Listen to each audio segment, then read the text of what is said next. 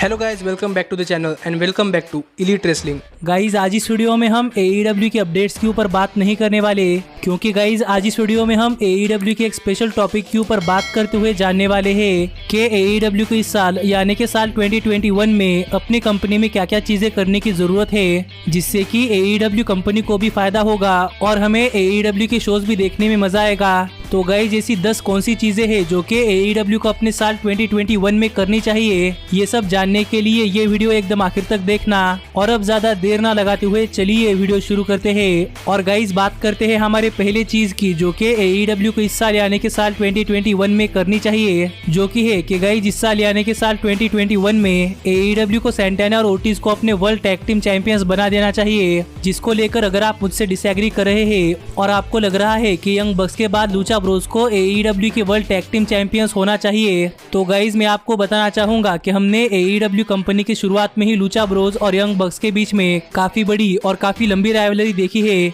इसीलिए मुझे नहीं लगता कि हमें फिर एक बार यंग बक्स और लूचा ब्रोस के बीच में एक राइवलरी देखने को मिल सकती है। पर वही अगर हम बात करें सैंटाना और ओटिस की, तो गाइज सैंटाना और ओटिस AEW कंपनी में हॉटेस्ट फ्री एजेंट बनकर आए थे, जिसके बाद सैंटाना और ओटिस ने यंग बक्स को AEW के फुल गियर पेपरव्यू में हराया। पर इसके बाद से सैंटाना और ओटिस का AEW करियर कुछ खास अच्छा नहीं रहा और इसके बाद से सैंटाना और ओटिस AEW कंपनी में कुछ खास चीजें नहीं कर पाए। पर इसके बावजूद भी इस ड्यूरेशन में सैंटाना और ओटिस ने बेस्ट फ्रेंड्स के साथ काफी बढ़िया मैचेस दिए हैं। पर अब तक सैंटाना और ओटिस को AEW कंपनी में काफी बड़ा ब्रेक नहीं मिला, जहां से कि वो आगे चलकर AEW कंपनी के काफी बड़े सुपरस्टार्स बन सकते हैं। इसीलिए मुझे लगता है कि गाइस फाइनली इस साल AEW कंपनी को सैंटाना और ओटिस को AEW कंपनी के वर्ल्ड टैग टीम चैंपियंस बना देना चाहिए। और वैसे भी यंग बक्स और सैंटाना और ओटिस के बीच में काफी ब्रीफ हिस्ट्री रह चुकी है, जिस वजह से हमें यंग बक्स और सैंटाना और ओटिस के बीच में काफी बढ़िया स्टोरी लाइन देखने को मिल सकती है। और यंग बक्स को AEW के वर्ल्ड टैग टीम चैंपियनशिप्स के लिए हराने के बाद सैंटाना और ओटिस भी AEW कंपनी के काफी बड़े टैग टीम बन सकते हैं। इसीलिए गाइज मुझे लगता है कि इस साल 2021 में AEW को सैंटाना और ओटिस को उनके वर्ल्ड टैग टीम चैंपियंस बना देना चाहिए। लेकिन गाइज अगली चीज जो इस साल AEW को करनी चाहिए वो ये है कि गाइज इस साल AEW को MJF को इनर सर्कल का नया लीडर बना देना चाहिए, जो कि करंटली तो काफी जल्द पॉसिबल होता हुआ दिखाई दे रहा है। लेकिन गाइज जब से MJF AEW कंपनी में आए थे तब से सभी लोग MJF और क्रिस जेरिको को एक साथ देखना चाहते थे। और हाल ही में जब MJF और क्रिस जेरिको एक साथ आए तब हमें MJF और क्रिस जेरिको के बीच में काफी बढ़िया सेगमेंट्स और एक काफी बढ़िया मैच के बाद finally MJF inner circle join करते हुए दिखाई दिए, जिसके बाद तो करंटली इनर सर्कल के बीच में काफी सारी टेंशन चल रही है और हाल फिलहाल में इनर सर्कल के मेंबर्स के बीच में ही आपस में मैचेस हो रहे हैं, जिसको क्रिस जेरिको ने कहीं हद तक कंट्रोल कर रखा है। लेकिन मुझे लगता है कि फाइनली एक दिन MJF क्रिस जेरिको को धोखा देकर क्रिस जेरिको को इनर सर्कल ग्रुप से बाहर फेंक सकते हैं, जिसके बाद probably MJF inner circle group को टेक ओवर कर लेंगे। और अगर ऐसा होता है तो गाइज यहाँ पर इनर सर्कल और क्रिस जेरिको की स्टोरी लाइन को देखने में मजा आएगा। और क्या पता हमें पहली बार क्रिस जेरिको उनके AEW करियर में एक फेस सुपरस्टार के तौर पर रेसल करते हुए दिखाई दे।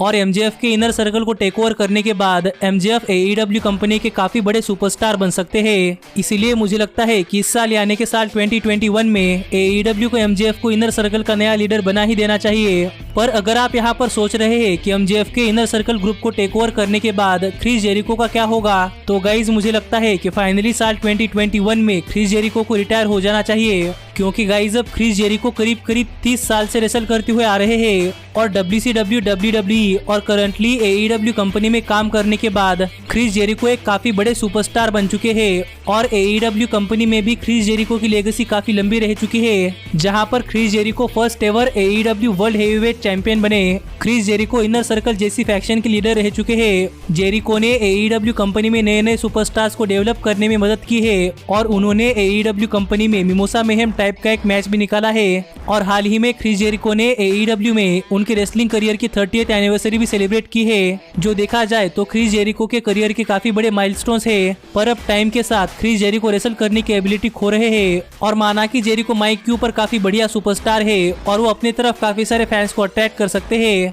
लेकिन अगर क्रिस जेरिको रेसल ही नहीं कर पाएंगे तो गाइज मुझे लगता है कि क्रिस जेरिको को रेसलिंग में से रिटायर हो जाना चाहिए। और मेरे हिसाब से तो करंट टाइम ही क्रिस जेरिको को रेसलिंग में से रिटायर होने के लिए काफी सही टाइम है, क्योंकि अगर क्रिस जेरिको आगे भी रेसल करते हैं तो गाइज प्रोबेबली क्रिस जेरिको अपने ही लेगेसी को ठेस पहुंचा सकते हैं, जिससे अच्छा तो यही है कि क्रिस जेरिको रिटायर हो जाए। लेकिन गाइज अगली चीज जो AEW को साल 2021 में अपने कंपनी में करनी चाहिए वो ये है कि इस साल AEW कंपनी को सैमी गेवेरा को अपने कंपनी का ब्रेकआउट स्टार बनाना चाहिए, क्योंकि गाइज हमने देखा है कि सैमी गेवेरा बहुत पहले से AEW कंपनी के साथ काम कर रहे हैं और अपने AEW करियर में इनर सर्कल फैक्शन ज्वाइन करने के अलावा सैमी गेवेरा ने अब तक अपने करियर में कोई भी बड़ी चीज अचीव नहीं की है, जबकि वही सैमी गेवेरा के साथ के कई सारे रेसलर्स आज AEW कंपनी में काफी बड़े बड़े सुपरस्टार्स बन चुके हैं और वही Sammy Guevara, Darby Allin, the Elite और मैट हार्डी जैसे सुपरस्टार्स के हाथों हार चुके हैं, जिस वजह से अब तक सैमी गेवेरा AEW कंपनी में शाइन नहीं कर पाए। और सैमी गेवेरा इतने सारे मैचेस हार रहे हैं, इसका मतलब ये नहीं है कि सैमी गेवेरा काफी बुरे रेसलर है, लेकिन गाइज अब तक AEW कंपनी ने सैमी गेवेरा को एक काफी बड़ा पुश नहीं दिया और मुझे लगता है कि साल 2021 सैमी गेवेरा को पुश देने के लिए सही टाइम है। और माना कि सैमी गेवेरा थोड़े से चाइल्डिश है, लेकिन जहां तक बात है स्टोरी टेलिंग की तो गाइज सैमी गेवेरा काफी अच्छी तरीके से स्टोरी टेलिंग कर सकते हैं, जिस वजह से सैमी गेवेरा आगे चलकर AEW कंपनी के काफी बड़े सुपरस्टार बन सकते हैं। इसीलिए मुझे लगता है कि AEW कंपनी को साल 2021 में सैमी गेवेरा को काफी बड़ा पुश देना चाहिए और सैमी गेवेरा को अपने कंपनी का साल 2021 का ब्रेकआउट स्टार बनाना चाहिए। लेकिन गाइज अगली चीज जो AEW को साल 2021 में अपने कंपनी में करनी चाहिए वो ये है कि गाइज AEW को वार्डलो को एक सिंगल्स पुश देना चाहिए, क्योंकि गाइज जब से वार्डलो ने AEW कंपनी ज्वाइन की है तब से हम वार्डलो को MJF के बॉडीगार्ड के तौर पर देख रहे हैं, पर इसके बावजूद भी जब कभी वार्डलो को एक मौका मिला है तब वार्डलो ने अपने रेसलिंग के चलते काफी सारे फैंस को शॉक किया है और अपने करियर की शुरुआत में ही वार्डलो ने कोडी के खिलाफ एक काफी बढ़िया स्टील केज मैच दिया था, जिसके बाद हमें कुछ देर तक वार्डलो किसी भी मैच में पार्टिसिपेट नहीं करते हुए दिखाई दिए। लेकिन जब वार्डलो को दोबारा से जुरासिक एक्सप्रेस के लुचासोरस के अगेंस्ट एक मैच रेसल करने का मौका मिला तब वार्डलो ने उस मैच में भी सभी लोगों को इम्प्रेस कर दिया, लेकिन कहीं ना कहीं वार्डलो MJF के पीछे काफी बड़े सुपरस्टार नहीं बन पा रहे। इसीलिए गाइज मुझे लगता है कि फाइनली AEW कंपनी को वार्डलो को एक सिंगल्स पुश देना चाहिए, जिसके बाद मुझे लगता है कि वार्डलो AEW कंपनी के काफी बड़े सुपरस्टार बन सकते हैं। और जिम रॉस ने भी एक इंटरव्यू में कहा था कि जिम रॉस को लगता है कि वार्डलो आगे चलकर AEW कंपनी के जॉन सीना या फिर द रॉक बन सकते हैं, क्योंकि वार्डलो जितने डेंजरस रिंग के अंदर दिखते हैं उतने ही वार्डलो रियल लाइफ में काफी काइंड इंसान है और वार्डलो इंटरनेशनल टेलीविजन पर भी AEW कंपनी को काफी अच्छी तरीके से रिप्रेजेंट कर सकते हैं। इसीलिए मुझे लगता है कि फाइनली AEW कंपनी को वार्डलो के ऊपर ट्रिगर पुल कर देना चाहिए और वार्डलो को साल 2021 में काफी बड़ा पुश दे देना चाहिए। लेकिन गाइज अगली चीज जो AEW को साल 2021 में करनी चाहिए वो ये है कि गाइज AEW को साल 2021 में पाक को AEW का नया TNT चैंपियन बना देना चाहिए, क्योंकि गाइज जब पाक ने AEW कंपनी ज्वाइन की थी तब पाक AEW कंपनी के one of the top stars थे और पाक ने अपने करियर की शुरुआत में केनी ओमेगा और एडम हैंगमैन पेज जैसे काफी बड़े बड़े सुपरस्टार्स को हराया था। पर जब इस पैंडेमिक के चलते पाक 6 महीने तक AEW के डायनामाइट शो पर नहीं आ पाए तो पॉसिबली कई सारे लोग पाक को भूल ही गए थे कि पाक AEW कंपनी के लिए काम करते हैं। इसीलिए पाक के AEW के डायनामाइट शो पर रिटर्न के बाद भी पाक अपना पूरा का पूरा मोमेंटम खो चुके थे और करंटली पाक मेन इवेंटर से मिड कार्ड रेसलर बनकर रह चुके हैं, जहां पर पाक करंटली लांस आर्चर और एडी किंगस्टन जैसे सुपरस्टार्स के खिलाफ अपनी राइवलरी कंटिन्यू कर रहे हैं। और करंटली पाक एक फेस सुपरस्टार है जो कि देखने में काफी वियर्ड है, क्योंकि गाइस पाक का हील कैरेक्टर ही पाक को सूट करता है, पर मुझे नहीं लगता कि पाक बहुत देर तक AEW की मिड कार्ड में रहने वाले हैं और मेरे हिसाब से पाक बहुत ही जल्द AEW की मिड कार्ड से शिफ्ट होकर आगे चलकर AEW के नए TNT चैंपियन बनते हुए दिखाई दे सकते हैं। और हमें पाक और डार्बी एलन के बीच में पहले भी मैचेस देखने को मिले हैं, जहां पर डार्बी एलन कई बार पाक को ओवरकम नहीं कर पाए, जिस वजह से अगर इन दोनों ही सुपरस्टार्स के बीच में दोबारा से राइवलरी शुरू होती है तो गाइज मैं तो चाहूंगा कि AEW पाक को नया TNT चैंपियन बना दे। और अगर पाक AEW के TNT चैंपियन बनते हैं तो मुझे लगता है कि पाक डार्बी एलन से भी कहीं अच्छी तरीके से AEW की मिड कार्ड डिवीजन को बिल्डअप कर सकते हैं। इसीलिए मैं चाहूंगा कि गाइज AEW साल 2021 में पाक को AEW के TNT चैंपियन बनाए। लेकिन गाइज अगली चीज जो मुझे लगता है कि AEW को साल 2021 में करनी चाहिए वो ये है कि गाइज AEW को एडम हैंगमैन पेज को अपने कंपनी के सबसे बड़े बेबी फेस के तौर पर बुक करना चाहिए, क्योंकि गाइज अगर आपको नहीं पता तो मैं आपको बता दूं कि एडम हैंगमैन पेज को AEW के फैंस की तरफ से बहुत पहले से ही बहुत तगड़ा सपोर्ट मिल रहा है। और जबकि एडम हैंगमैन पेज ने अपने करियर में काफी सारे लॉसेस देखे हैं, तब भी फैंस का एडम हैंगमैन पेज के लिए सपोर्ट कम नहीं हुआ और हमें करंटली भी फैंस एडम हैंगमैन पेज के लिए काउबॉय शिट के चैंट्स लगाते हुए सुनाई देते हैं। पर इतने सारे फैन फॉलोइंग के बावजूद अब भी AEW ने एडम हैंगमैन पेज को अच्छी तरीके से बुक नहीं किया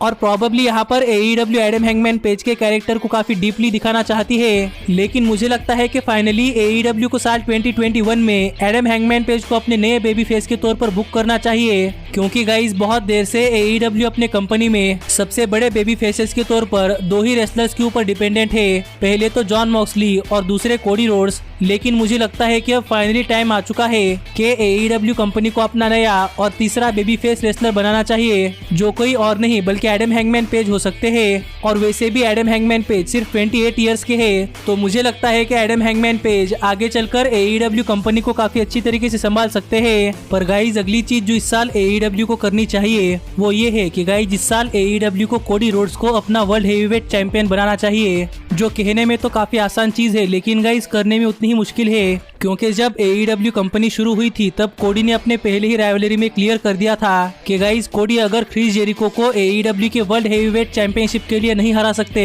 तो फिर कोडी दोबारा से कभी भी AEW के वर्ल्ड हेवीवेट चैंपियनशिप के लिए चैलेंज नहीं करने वाले। और अनफॉर्चुनेटली कोडी वो मैच हार गए थे, जिस वजह से कोडी अब AEW के वर्ल्ड हेवीवेट चैंपियनशिप के लिए चैलेंज नहीं कर सकते। लेकिन मैं चाहूंगा कि अगर किसी तरीके से AEW कोडी को दोबारा से AEW के वर्ल्ड हेवीवेट चैंपियनशिप के लिए एक मौका देती है, या फिर केनी ओमेगा कोडी को अपना दोस्त मानकर कोडी को अपने AEW वर्ल्ड हेवीवेट चैंपियनशिप के लिए मौका देते हैं, तो मैं तो यही चाहूंगा कि कोडी AEW के नए वर्ल्ड हेवीवेट चैंपियन बन जाए, क्योंकि अब मुझे नहीं लगता कि कोडी के लिए AEW वर्ल्ड हेवीवेट चैंपियन बनने के अलावा कोई बहुत ही बड़ी इमोशनल स्टोरी लाइन हो सकती है। इसीलिए मैं चाहूंगा कि गाइज AEW साल 2021 में कोडी को AEW का वर्ल्ड हेवीवेट चैंपियन बना दे, क्योंकि मैं अब ये स्टोरी लाइन देखने के लिए इंतजार नहीं कर सकता। लेकिन गाइज अगली चीज जो AEW को साल 2021 में करनी चाहिए वो ये है कि गाइज AEW को साल 2021 में द एलीट का हील टर्न करवा देना चाहिए। और अगर आप सोच रहे हैं कि गाइज द एलीट पूरे के पूरे AEW कंपनी की काफी बड़ी बेबी फेस टीम है और मैं क्यों चाह रहा हूँ कि द एलीट का हील टर्न हो जाए, तो आपने AEW कंपनी से पहले द एलीट को कभी भी फॉलो नहीं किया होगा। लेकिन जिसने AEW कंपनी बनने से पहले से द एलीट को फॉलो किया है उसे पता होगा कि द एलीट फेस से ज्यादा हील रोल में काफी अच्छी दिखाई देती है। और अगर आप जानना चाहते हैं कि फेस से ज्यादा हील में द एलीट कितनी बढ़िया हो सकती है, तो गाइज आपको definitely new Japan pro wrestling में द एलीट की हील मूवमेंट्स को देखना चाहिए, जिससे आपको पता चल जाएगा कि हील एलीट के सामने फेस एलीट कुछ भी नहीं है। और अगर फाइनली केनी ओमेगा के साथ हील यंग बक्स भी आ जाते हैं तो मैं सच कह रहा हूँ कि AEW के डायनामाइट शो को देखने के लिए मजा ही आने वाला है। इसीलिए मैं तो चाहूंगा कि गाइज साल 2021 में AEW द एलीट का हील टर्न करवा दे। लेकिन गाइज आखिरी और सबसे मेन इंपॉर्टेंट चीज जो कि AEW को साल 2021 में करनी चाहिए वो ये है कि गाइज AEW को साल 2021 में अपने विमेंस डिवीजन के ऊपर काफी ज्यादा ध्यान देने की जरूरत है, क्योंकि गाइज जब से AEW कंपनी बनी है तब से AEW कंपनी को क्रिटिसाइज करने के लिए एक पॉइंट ही बार बार आता है, और वो पॉइंट AEW की विमेंस डिवीजन है, जिस डिवीजन को लेकर काफी सारे लोग AEW कंपनी को क्रिटिसाइज करते हैं। और काफी सारे लोगों का कहना ये है कि AEW की विमेंस डिवीजन रेसलिंग इंडस्ट्री की सबसे बेकार विमेंस डिवीजन है, पर मेरे हिसाब से ये बात सच नहीं है, क्योंकि गाइज AEW की फीमेल के पास काफी बढ़िया टैलेंट है। लेकिन गाइज AEW की फीमेल डिवीजन उनके बुकिंग की वजह से काफी बेकार हो रही है, क्योंकि AEW की विमेंस को बेयरली AEW के डायनामाइट शो पर 1 या 2 मैचेस मिलते हैं, जो देखा जाए तो बाकी सारे प्रमोशंस के सामने काफी कम है। इसीलिए मुझे लगता है कि AEW के मैनेजमेंट को AEW की फीमेल डिवीजन के ऊपर ध्यान देने की जरूरत है, और उनके लिए काफी बढ़िया स्टोरी लाइन और उन्हें काफी ज्यादा टीवी टाइम देने की जरूरत है, जिससे कि आगे चलकर AEW कंपनी के तीनों ही पिलर्स काफी मजबूत होंगे। क्योंकि AEW की सिंगल्स डिवीजन तो काफी अच्छी है ही, AEW के टैग टीम डिवीजन का तो क्या ही कहना, पर अगर AEW की विमेंस डिवीजन भी स्ट्रॉन्ग बन जाती है तो गाइस प्रॉबेबली AEW आगे चलकर रेसलिंग इंडस्ट्री की सबसे बड़ी कंपनी बन सकती है। जिसके ऊपर आप क्या सोचते हैं ये आप मुझे कमेंट कर बताइए, और आपको क्या लगता है कि क्या AEW को साल 2021 में अपने कंपनी में ये सब चीजें करनी चाहिए या नहीं। लेकिन गाइस अब मैं मिलता हूँ आपसे अगली वीडियो में, पर तब तक stay healthy, stay happy and keep watching elite wrestling. Hey, did you like that video? Click the screen for more. And where do you think you're going? Check out our official merchandise page and to support the entire cast. And thanks so much for being the elite. The elite, the elite. What, Nick, you're not going to sing it all with me this time?